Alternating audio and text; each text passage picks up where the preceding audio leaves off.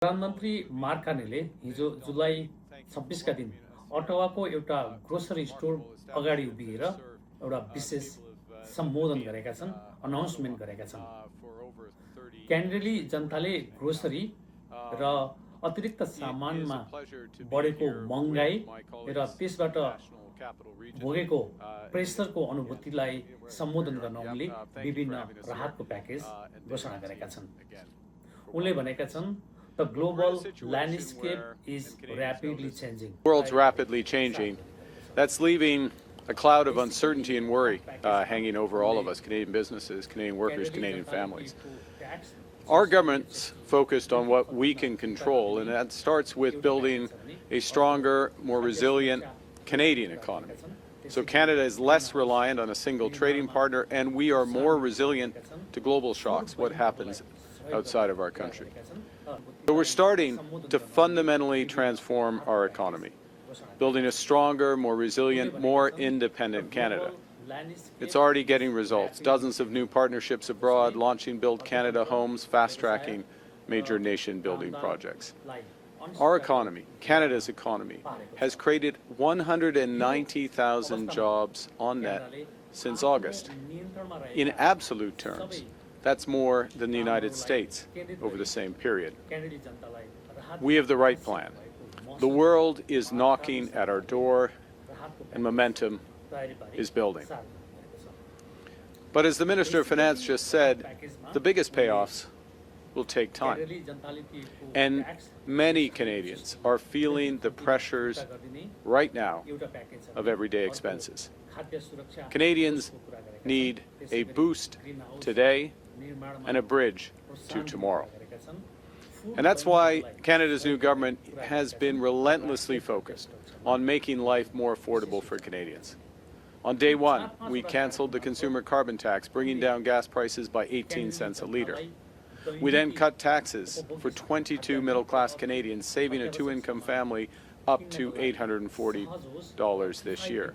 We've cut taxes for first-time home buyers, saving them up to $50,000 on their first home purchase.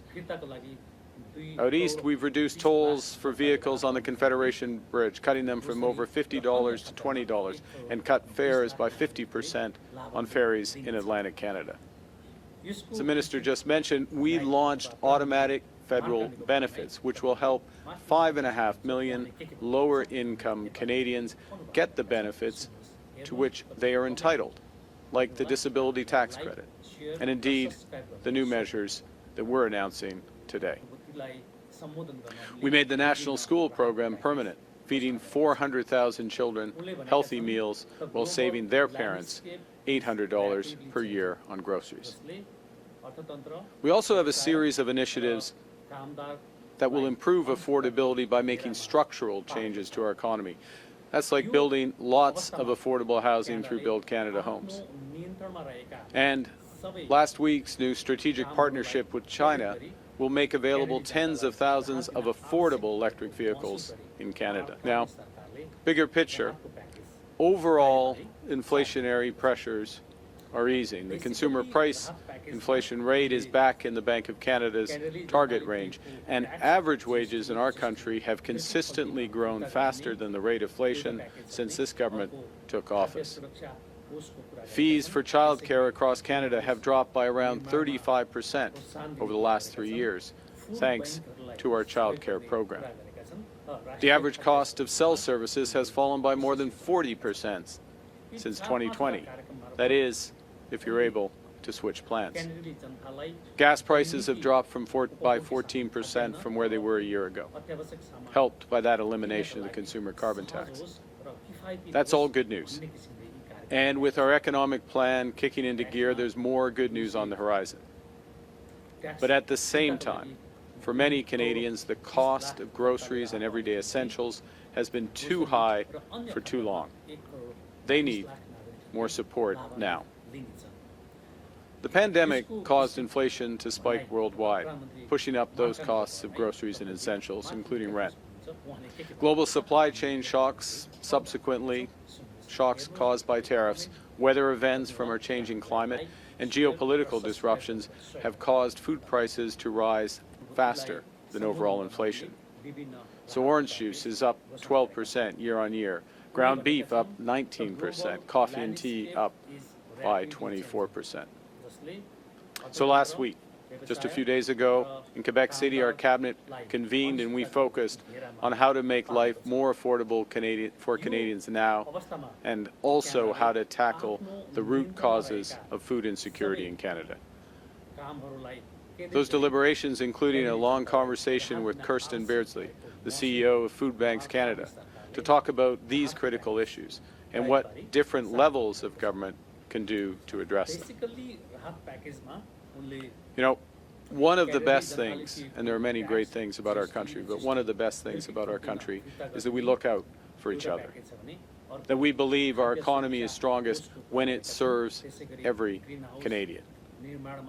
So we're acting today, Canada's new government is acting today to provide a boost to those Canadian families who most need one, while creating a bridge to longer-term food security and affordability. Everyone pays the same GST on items that they buy, no matter how much money they make.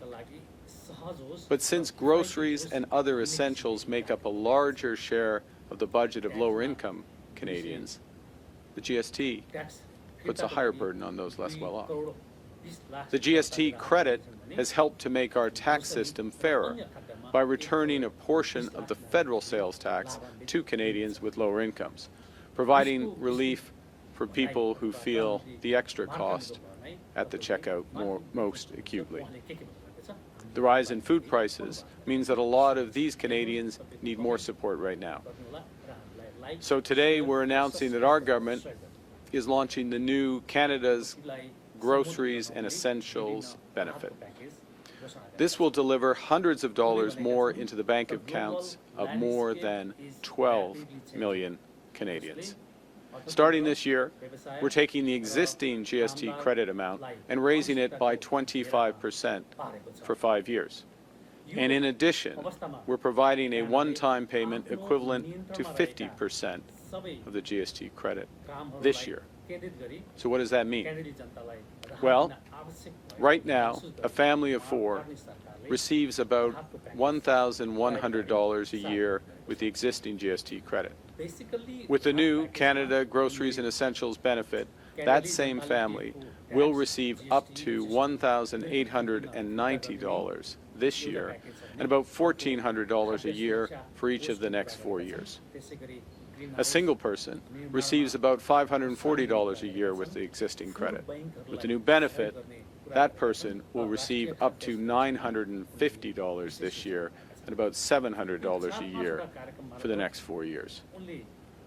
On average, these payments make up for the higher level of food prices since the pandemic.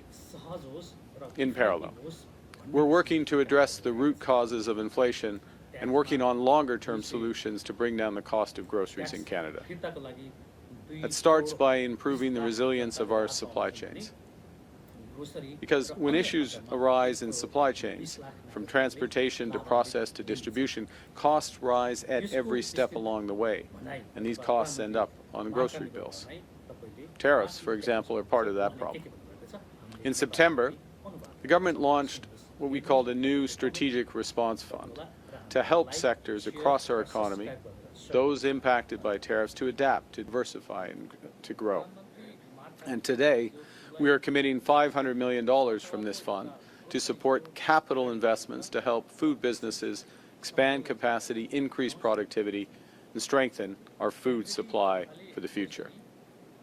In addition, our regional tariff response initiative will provide $150 million for small and medium-sized enterprises to do similar things. This will mean more resilient supply chains, more greenhouses, more abattoirs that are closer to customers, and most importantly, will help mean lower food prices and better food security for Canadians.